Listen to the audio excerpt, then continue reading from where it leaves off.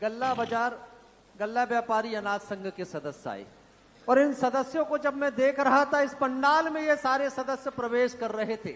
हर सदस्य ने पंडाल के बाहर की भूमि की रज को अपने माथे पर लगाया। मैंने पूछ लिया कि आखिर ऐसी क्या बात है कि जितने गल्ला व्यापारी अनाज संघ के लोग आ रहे हैं, सारे के सारे लोग इस पंडाल के बाहर की रज को भी अपने माथे पर लगा रहे हैं। तो इनमें से एक सदस्य बोल पड़ा, जिस पंडाल में मुनि पुंगव सुधा सागर जी ऋषिराज विराजमान है, वो पंडाल भी हमारे लिए मंदिर की तरह पवित्र है और मुनिवर हम सबके लिए परमात्मा की तरह है।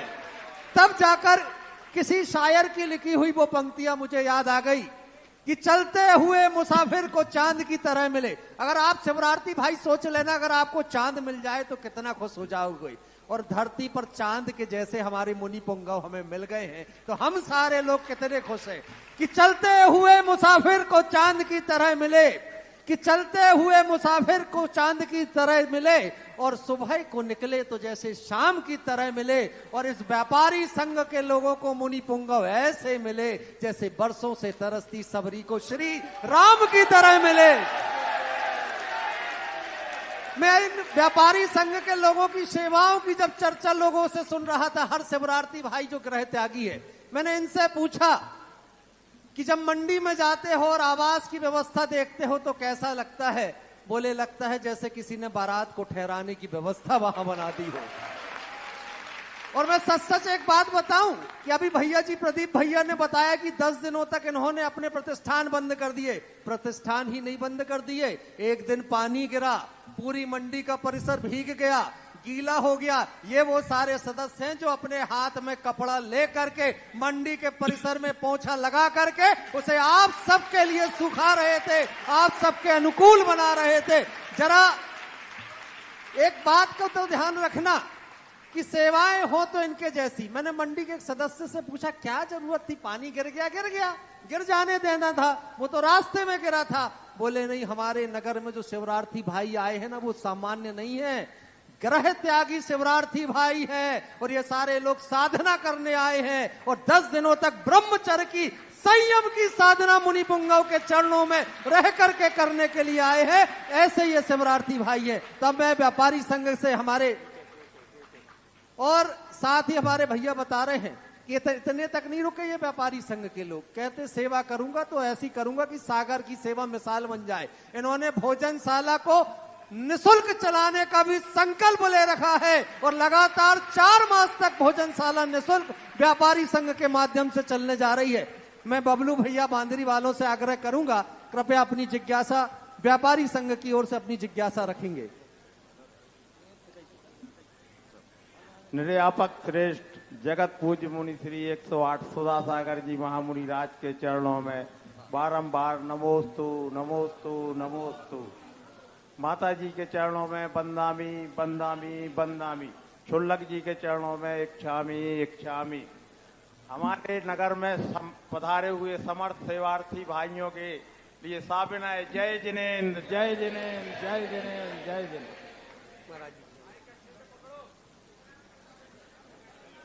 जगत पूज्य मुनिराज जी के आशीर्वाद से हम सभी गल्ला व्यापारियों को भोजनशाला संचालित करने का सौभाग्य मिला। हम व्यापारी महाराज जी बहुत स्वार्थी होते हैं और उसी स्वार्थवश हम लोगों की भावना हुई कि आपके चरण मंडी प्रांगण में पड़ जावे और आपने हम लोगों की भावना महाराज जी पूर्ण की, हमारा भी स्वार्थ पूर्ण हो गया। आपने महाराज जी मंडी प्रांगण में पहुंच के एक सोयाबीन के बोरे में से कुछ दाने उठाए थे और आपने महाराज जी, हम लोग बहुत परेशान थे महाराज जी सोयाबीन से, इतने कष्ट में थे महाराज जी। सब व्यापारी रोड पे आ गए थे। हमरों ने कही कि महाराज जी बहुत मद्दो होगा, आपने कही रुक जाओ दिवाली तक सब ठीक हो जाए। महाराज जी आपकी कैसी बाणी खिरी कि सोयाबीन में सरकार को भी अपने 2-2 निर्णय बदलने पड़े।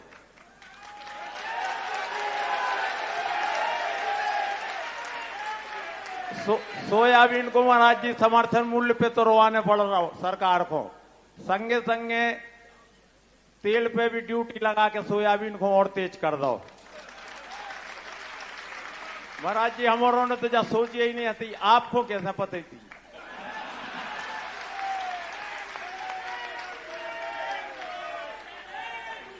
महाराज जी फसल सामने आती 4000 को बिक रहा हो तो हमारे तो 3500 को मान रहे थे कि 3500 को बिके हमारों को, और आज वो 5000 को बिक रहा हो।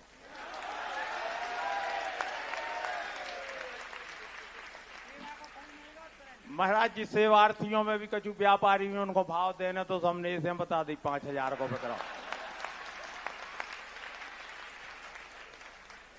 महाराज जी ये सब आपके चरणों की रच का प्रताप था कि आपकी ऐसी बाणी खिरी कि वो सब हम लोगों के नुकसान कवर हो गए और अब मुनाफा में भी आ गए। कोई भी चीज होती है कुछ अपने आप प्रकृति कुछ बोलती है। मैंने आज तक कोई भी वहां जाते तुम लोगों ने कहा चर्चाएं थी, ठीक है सुनता रहता हूं, अनायास मेरा हाथ बढ़ा और सोयाबीन के दाने मेरे हाथ में आ गए। और हाथ में दाने लेने के बाद मैंने सोचा मैंने क्यों उठा लिया, इससे मेरा क्या लेना देना है, कोई बोनी तो लगना नहीं है।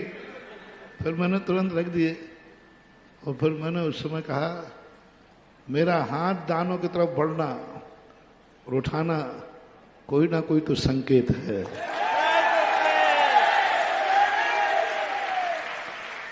और वो संकेत आपके सामने। ऐसी घटना एक बार 1993 में ललितपुर में घटी थी। वहां चने का मतलब था उसमें, चना। हाँ वो घटना है तो कुछ अनायास ही घट जाता है। बिजोलिया में चतुर्मास चल रहा था, पहला चतुर्मास था।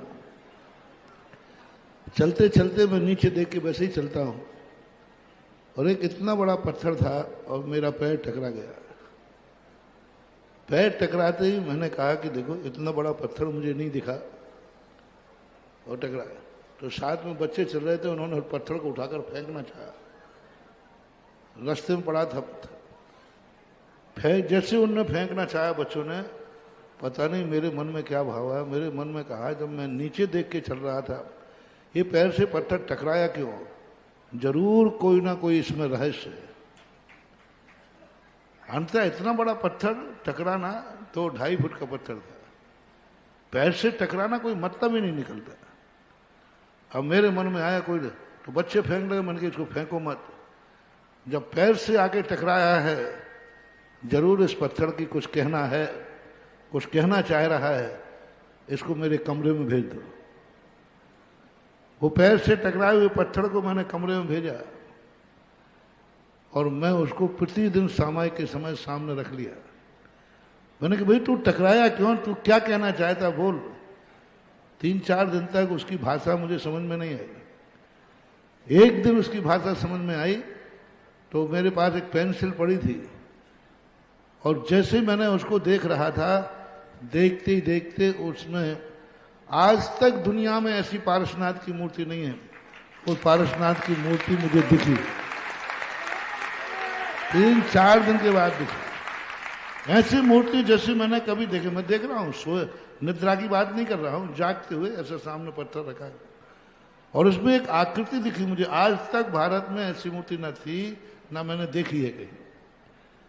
और जो मुझे दिख रही थी तो मैं उठ करके तुरंत पेंसिल थी, जो जो आकार मुझे दिख रहा था मैंने पेंसिल से वो आकार बना दिया।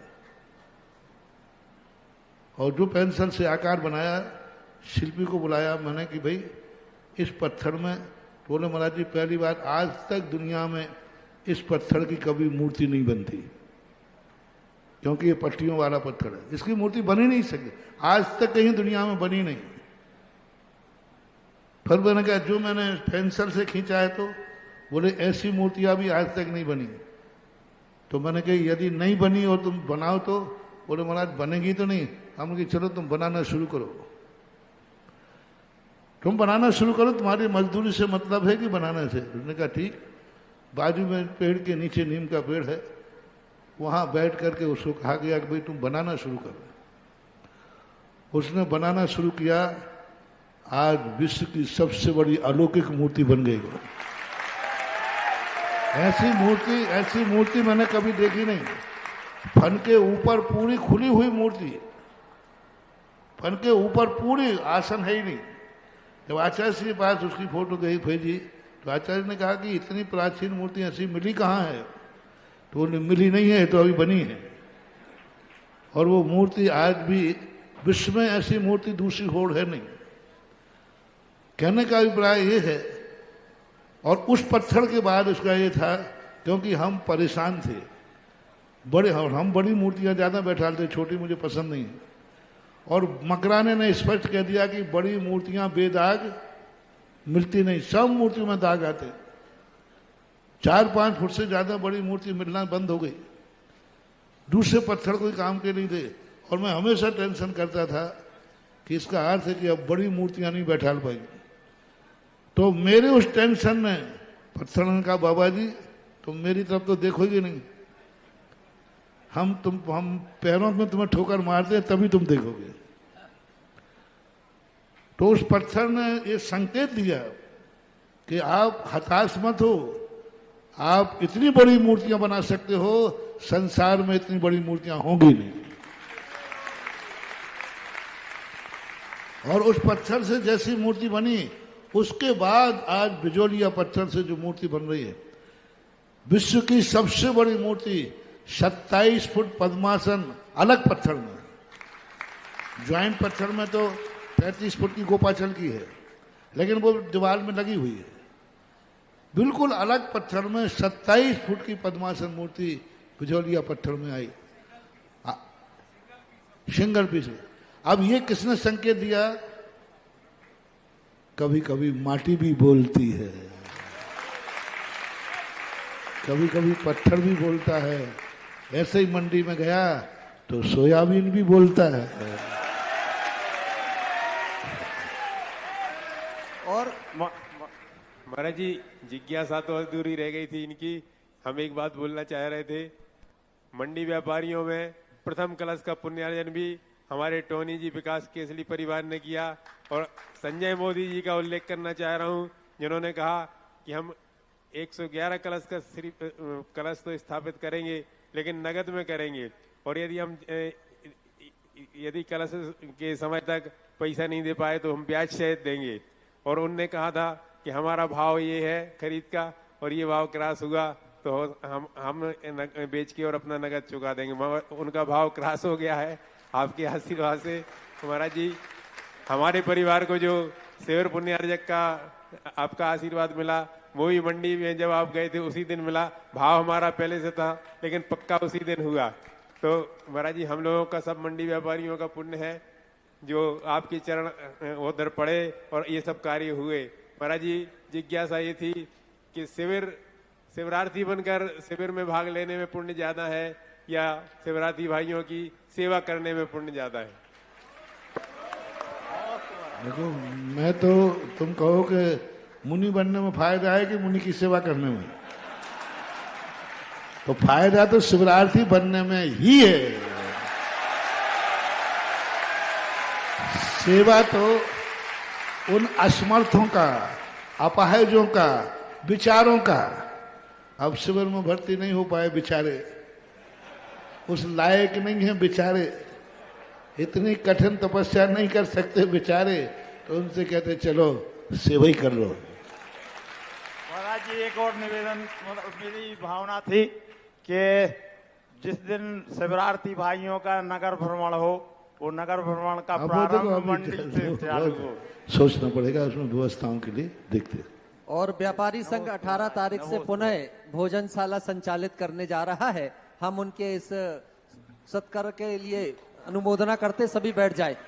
और महाराज श्री, ये सारी चर्चाएं होते होते आपने पत्थर को स्पर्श किया, पत्थर बोलने लगा, आपने अनाज को स्पर्श किया, अनाज बोलने लगा।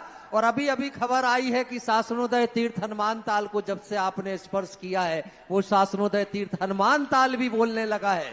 और समाचार आ गया कि जिस दिन आपने वहां पर अतिशयकारी आदिनाथ भगवान में जाकर के क्रियाएं की थी, उस दिन तो वहां चंदन और केसर की वर्षा हुई थी। लेकिन उसके बाद न जाने कितने बार ऐसी घटनाएं हो गई कि वहां दिखाई तो कोई नहीं देता, लेकिन प्रतिमाओं पर स्वतः अभिषेक प्रारंभ हो जाता है। पिछले वर्ष भगवान मुनि सुब्रतनाथ की प्रतिमा पर हुआ था, और इस 10 लक्षण पर्व पर महाराज श्री आपके स्पर्श से वो शासनोदय तीर्थ इतना अतिशयकारी हो गया कि कल की तिथि में एक वहां पर आश्चर्यजनक घटना घटित हुई कि भगवान नेमिनाथ की प्रतिमा, भगवान महावीर की प्रतिमा पर लोगों के देखते ही देखते स्वतः स्फूर्त अभिषेक प्रारंभ हो गया।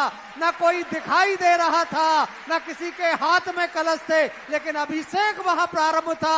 और अभिषेक भी ऐसा वैसा नहीं, अगर हम पात्र लेकर के हाथों में खड़े हो जाएं तो उस अभिषेक के जल से वो पात्र भी भर जाए, इतनी अधिक मात्रा में वो स्वतः स्फूर्त अभिषेक हो रहा था। महाराज श्री, हम सारे लोगों की एक ही अभिलाषा आपके चरणों में है महाराज श्री, कि शासनोदय तीर्थ में स्वतः स्फूर्त अभिषेक हुआ। और महाराज श्री जी, अब पूरा भारतवर्ष बस यही पूछ रहा है कि कल शासनोदय तीर्थ में स्वतः स्फूर्त अभिषेक हो गया भगवान नेमिनाथ की प्रतिमा में, भगवान महावीर की प्रतिमा में, और जब से आप वहां गए तब से ये सब कुछ हो रहा है। या तो आप वहां पहुंचते हैं, आपके पीछे पीछे कोई ना कोई ऐसा पहुंच जाता है जो ये करिश्मा दिखाना चालू कर देता है, या आप किसी ना किसी की ड्यूटी लगा करके आते हो कि इन जिन धर्म के अनुयायियों को जिन शासन से जोड़ करके रखना, ये पूरा भारतवर्ष आपसे जिज्ञासा कर रहा है कि आखिर ऐसा क्या है। लोग मुझे धर्मेंद्र पद्मावती का विरोधी मानते हैं, और उन मूर्खों को ये पता नहीं है कि सारे काम हमारे वो ही करते हैं। लेकिन फर्क है, वो तुम्हारे काम क्यों नहीं करते? क्योंकि तुम उनके भक्त हो, और वो यहां काम क्यों करते? क्योंकि वो हमारे भक्त हैं। इसलिए मैं जैनियों से कहता हूं, धर्मेंद्र पद्मावती के भक्त मत बनो। वे अपने भक्तों के कोई काम नहीं करते हैं, उनको ऐसा कुछ करो कि वो तुम्हारे भगवान और गुरु के भक्त बन जाएं, तो तुम्हारे काम होना शुरू हो जाए। कोई ना कोई ऐसे होते हैं अदृश्य रूप से, कोई जरूरी नहीं कि दृश्य रूप से ही करते हो। हम लोग दृश्य रूप से स्वीकार नहीं करते। हमारे आगम में दिगंबर जैन मुनि अपना कोई काम दृश्य रूप से देवताओं से नहीं कराता है, लेकिन अदृश्य रूप से देवता करते हैं, ये उनकी भक्ति है। महावीर जी बना दंगल का अखाड़ा। महावीर जी में यह क्या हो रहा है? समाज इस ओर ध्यान नहीं